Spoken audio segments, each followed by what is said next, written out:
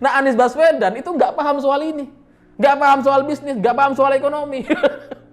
Sehingga mencoba untuk membangun pabrik minyak goreng dalam rangka menurunkan harga minyak goreng. Apa coba? Udah gitu BUMD Jawa Barat mau lagi untuk berkomunikasi sama Pemprov DKI.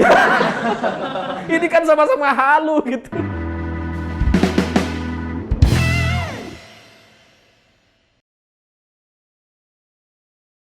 Selamat malam para mantan, selamat malam untuk semua mantan-mantan kalian yang suka berbohong, pernah ketahuan bohong, tapi masih coba untuk berbohong lagi. Cerita-cerita semacam itu menurut saya itu jadi mirip sekali dengan seorang mantan menteri yang sekarang jadi gubernur DKI, Anies Baswedan. Karena sejak tahun 2017 lalu ada banyak hal yang sudah dia janjikan, janji surga, luar biasa. Tapi sampai sekarang, tahun 2022, hampir semuanya tuh nggak terrealisasi. Nah sekarang di akhir jabatannya, beberapa bulan jelang lengsernya, masih coba untuk memberikan janji baru lagi. Ya lucu gitu. Yang dia janjikan sejak 5 tahun itu nggak selesai, sekarang coba bikin janji baru. Apa coba? Karena Anies Baswedan berjanji atau membuat wacana ingin membangun pabrik minyak goreng dalam rangka menangani kelangkaan minyak goreng dan harganya yang tinggi. Lah kok repot-repot ngurusin skala nasional? Lawang urusan di Jakarta aja nggak selesai. Ngapain bikin janji baru? Lawang janjinya yang dulu juga nggak selesai. Rumah DP 0 rupiah yang katanya dalam 5 tahun kita akan bangun 300.000 unit. Tapi sampai sekarang berapa yang dibangun? 885 unit. Dan Pemprov DKI nggak bisa bikin baru lagi. Karena sepi peminat, jarang orang mau beli. Karena nggak sesuai janji gitu. Katanya DP 0 rupiah, ini soal keberpihakan. Nanti rumahnya rumah tapak, ternyata rumah susun. 21 lantai. Liftnya 2, itu pun mati 1. Jarang orang mau beli gitu.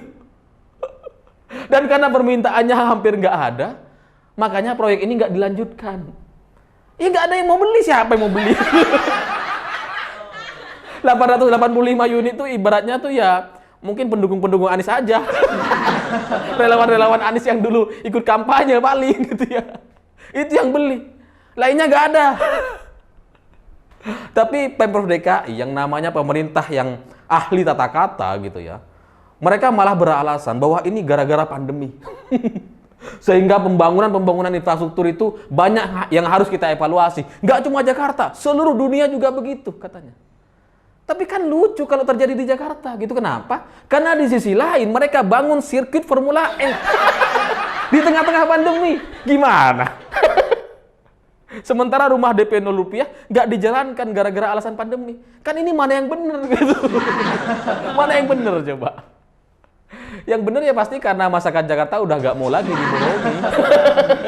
Rumah DP 0 rupiah yang katanya mewah, wah asik gitu, murah, DP-nya 0 rupiah. Ternyata nggak sesuai kenyataan. Liftnya cuma 1. Apalagi? OKOC juga sama. Dulu tahun 2017 nanti kita akan berikan dana. Kita berikan uang muka gitu supaya mereka bisa bekerja. Kita akan carikan pembelinya. Buset. Yang terjadi apa? Bangkrut semuanya, tutup semuanya. Apalagi lab COVID sama. Wah, kita akan bangun lab yang sangat mewah, yang sangat teknologi terbaru. Mana sekarang? Mana? Nggak ada. Lucu. Ya tapi yang lebih lucu ya bawahannya gitu. Udah tahu Anies kayak gitu, bawahannya masih terus merespon dengan positif. Masih menanggapi Anies Baswedan gitu. Karena penjajakan soal pembangunan minyak goreng ini, pabrik minyak goreng ini, itu kemudian dilakukan dengan BUMD Jawa Barat. Wah, sama-sama nggak jelas. Dua gubernur yang sama-sama ini. Sama-sama nggak paham soal persoalan minyak goreng. Karena permasalahan minyak goreng itu bukan soal pabriknya. Pabriknya sih ada banyak gitu. Ini masalahnya itu masalah harga aja.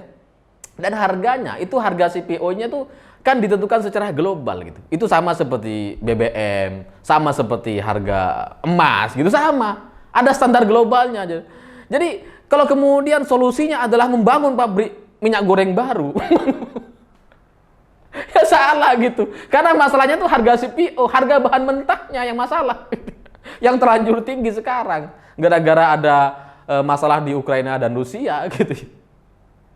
Tapi ya dari sini kita bisa melihat kualitas seorang Anies Baswedan. Yang coba memberikan solusi, tapi ternyata solusinya salah sambung. Salah sambung gitu. Karena kalaupun kemudian Anies Baswedan mau bikin pabrik minyak goreng gitu ya, mau bikin 10 atau 100, 1000, nggak akan ada ngaruhnya sama harga minyak goreng. Kenapa? Karena yang masalah harga CPO-nya, harga barang mentahnya. Ya, tapi mungkin bagi pendukung Anies Baswedan ini terdengar keren gitu. Sama seperti pendukungnya atau relawannya Mardigu gitu ya. Yang selalu optimis, selalu percaya dengan omongan-omongan Mardigu, padahal nggak bisa menyelesaikan permasalahan. Kalaupun mau bikin kelapa sawit gitu ya, perkebunan kelapa sawit yang ribuan hektar, itu tetap pada akhirnya ini akan ditentukan dengan harga CPO global. Kalaupun mau menyelesaikan permasalahan ini, ketika harganya terlalu tinggi gitu ya, maka satu-satunya solusi adalah subsidi. Itulah yang dilakukan oleh pemerintah sekarang dengan mensubsidi minyak curah di pasaran. Ya itu cuma solusinya gitu. Bukan malah bangun pabrik minyak goreng. Ini namanya bukan menyelesaikan masalah.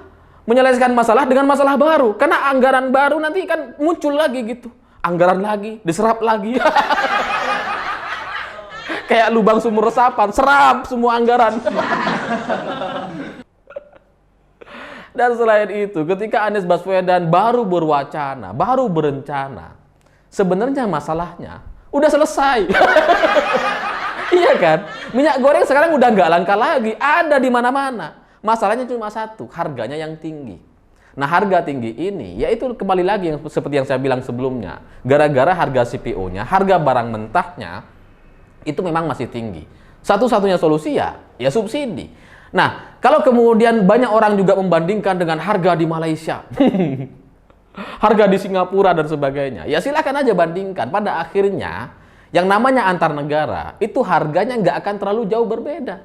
Karena kalau jomplang, misalkan di Malaysia 8.000 rupiah per liter gitu, sementara di sini sampai 24.000, mestinya kita impor. Iya kan? Tapi itu nggak mungkin kejadian gitu. Nggak mungkin. Nah, Anies ini nggak paham soal ini gitu. Sehingga solusinya adalah bangun pabrik minyak goreng. Ya, memang kalau kemudian sekarang masih tinggi harganya, harga minyak goreng gitu ya. Sebenarnya itu ada penjelasannya. Itu gara-gara sekarang itu harganya tuh harga panik. Harga permintaan tertinggi. Karena semua barang ketika permintaannya tinggi, maka harganya akan naik. Itulah yang terjadi kepada minyak goreng sekarang. Sebelumnya kan sempat langka, orang nggak bisa beli, nggak ada barangnya. Ketika sekarang ada barangnya, ya tinggi harganya. Karena sebelumnya banyak orang nggak dapat minyak goreng. Tapi nanti sebulan lagi, itu harganya akan kembali normal sesuai dengan perhitungan harga ekonomi. Pasti gitu, karena ini bisnis. Bisnis itu mudah, matematikanya itu mudah gitu. 1 tambah 1 ya 2. Nggak mungkin jadi 11. Beda sama politik. Nah, Anies Baswedan itu nggak paham soal ini. Nggak paham soal bisnis, nggak paham soal ekonomi. Sehingga mencoba untuk membangun pabrik minyak goreng dalam rangka menurunkan harga minyak goreng. Apa coba? Udah gitu BUMD Jawa Barat mau lagi untuk berkomunikasi sama Pemprov DKI. Ini kan sama-sama halu gitu. Ya selain itu gitu ya, jangankan ngurusin minyak goreng deh. Ini kan anggaplah ini kan urusan nasional gitu ya, urusan ya pemerintah pusat. Lawang urusan sendiri di Jakarta, yang urusannya tuh keruk kali, masih nunggu sidang pengadilan, masih nunggu putusan pengadilan. Apa coba? Kalau mau keruk kali ya keruk aja, nggak usah nunggu pengadilan dulu. Ini kalinya nggak dikeruk, bertahun-tahun nggak dikeruk, dilaporin sama warga, masih juga nggak dikeruk gitu ya. Sampai di pengadilan, di sidang pun masih nggak dikeruk. Baru setelah keluar keputusan, baru dikeruk. Ini kan lucu gitu. Orang yang sudah jelas-jelas nggak mau bekerja, sekarang berwacana, berjanji untuk membuat kerja-kerja baru.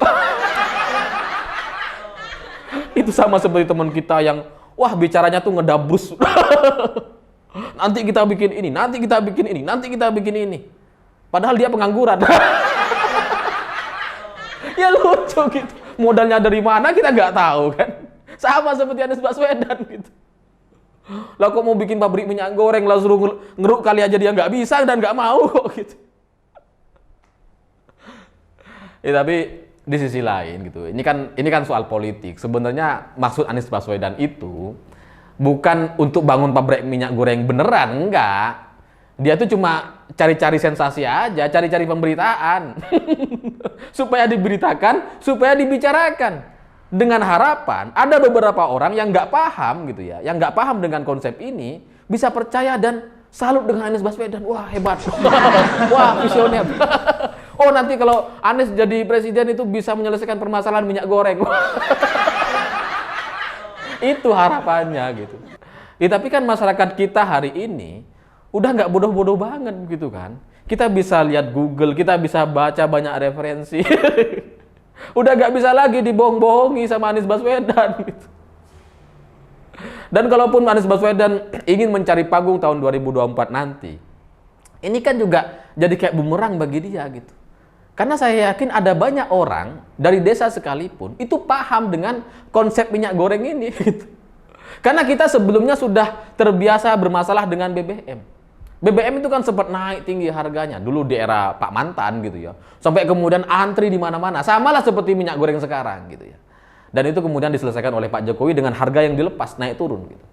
Nah, kalau Anies Baswedan sekarang mengedabrus gitu ya, bicara soal janji-janji minyak goreng, itu kan jadinya itu kayak dia mau mengembalikan ke masa kejayaan para mantan. Kepada masa kegelapan gitu. Ya nggak ada solusinya, tapi ya coba terus diucapkan. Supaya masyarakat tenang. Supaya masyarakat bahagia. Padahal solusinya di dunia nyata nggak bisa direalisasikan. Ya, tapi ya masuk akal juga sih kalau Anies Baswedan coba mengambil isu minyak goreng gitu, karena memang dibicarakan di mana-mana. Meskipun sebenarnya kalau mau jujur gitu ya, kalau mau jujur soal minyak goreng ini kan bukan kebutuhan yang setiap hari habis berapa liter, enggak gitu. Karena kita ngegoreng sesuatu juga agak banyak-banyak banget, kecuali kita dagangan, kecuali kita punya apa namanya ayam penyet atau gorengan, jualan gorengan, mungkin kita akan sangat berpengaruh gitu ya. Mungkin akan sangat berdampak. Tapi kalau kehidupan keluarga biasa gitu ya, nggak tiap hari itu digoreng. Saya mengalami itu gitu. Beli minyak goreng itu ya nggak sering-sering gitu. Nggak sering kita beli bensin atau beli solar gitu kan. Jadi kasihan sekali sebenarnya kepada Anies Baswedan karena sampai mengais-ngais isu dalam rangka menaikkan namanya, dalam rangka agar namanya ini dibicarakan gitu. Karena sebelumnya di Mandalika, di sirkuit Mandalika, itu kan Anies Baswedan sudah mencoba untuk apa ya? Mencoba untuk mencuri panggung gitu ya. Agar dibicarakan secara nasional, tapi gagal. Saya terus terang satu tribun sama Anies, satu grandstand di zona B gitu ya. Cuma saya nggak tahu ada Anies di sana gitu. Saya taunya tuh setelah keluar, setelah turun, ada Anies lewat. Terus ada dayang-dayangnya di belakang. Pak Anies, Pak Anies. Orangnya itu aja. Sampai jalan lama itu aja rombongannya. Yang Anies presiden. Itu aja. Sementara orang-orang lain di sekitarnya itu kayak nggak peduli gitu, diem. Termasuk saya. Saya bahkan nggak ngevideoin. Apa sih ini? Apa sih ini? Gitu. Nggak ada orang peduli gitu. Dan sampai sekarang juga beritanya kan nggak heboh-heboh banget gitu. Ya karena itu settingan semua. Nggak berjalan. Semuanya pemberitaan soal Anies Baswedan di Lombok, di Mandalika, tenggelam sama pawang hujan. Tenggelam sama pawang hujan. Semua orang bicarain Mbak Rara sang pawang hujan, sementara capres-capres yang ada di sana, termasuk Anies Baswedan salah satunya, nggak dibicarakan. Ya mungkin lain kali sarannya Anies Baswedan ini harus bawa orang lebih banyak gitu ke sirkuit Mandalika gitu. Biar lebih heboh. Kalau cuma 10-20 orang nggak ngaruh ternyata. Orang nggak bisa diprovokasi. Udah coba bikin yel, Anies presiden. Nggak ada yang nyaut. Ini kan menunjukkan apa? orang nggak minat sama Anies, sama sekali nggak minat gitu. Nah sekarang gara-gara gagal di Mandalika, sekarang Anies Baswedan coba memainkan isu soal minyak goreng gitu. Tapi dia lupa bahwa kelangkaan minyak goreng udah selesai. Lucu banget gitu. Dan solusi yang ditawarkan juga pabrik minyak goreng. Ini gimana ceritanya gitu. Ya bisa aja sih Anies Baswedan menangani kelangkaan minyak goreng atau harganya yang tinggi itu diturunkan menjadi Rp1.000 per liter, bisa. Caranya adalah membuat standar baru, standar harga CPO versi khilafah. Bisa mungkin gitu. Nanti pekerja-pekerjanya di pabrik ini itu nggak usah dibayar, cukup diberikan janji surga, kunci surga satu-satu. Nggak usah dibayar uang gitu. Bisa. Nanti harganya satu liternya tuh sekitar 1.000 atau 2.000 rupiah, bisa. Asalkan campur air dikit, air zam-zam. Atau air yang sudah didoakan, wah campur tuh sama minyak goreng. Mungkin lebih barokah atau gimana gitu. Mungkin gitu ya. Mungkin dengan budak-budak ini akhirnya Anies Baswedan bisa membuat harga minyak goreng yang murah sekali. Nanti kita bisa impor ke luar negeri, ekspor ke luar negeri harga minyak gorengnya gitu. Maksudnya harga khilafah. Gimana ceritanya bikin harga minyak goreng turun gitu? Lawang ini soal bisnis, ini soal ekonomi gitu kan. Ya tapi itulah Anies Baswedan gitu ya. Ya sudah berkali-kali berbohong, tapi masih percaya diri untuk berbohong lagi. Itu sama seperti Indra Kents atau Doni Salmanan yang sekarang sudah ditangkap oleh kepolisian gitu. Nanti setelah keluar masih coba trading lagi. Nggak tahu malu kalau gitu yang terjadi gitu kan. Jadi saya pikir itu, terima kasih sudah menonton. Jangan lupa subscribe, like, dan komen. Begitulah kura-kura.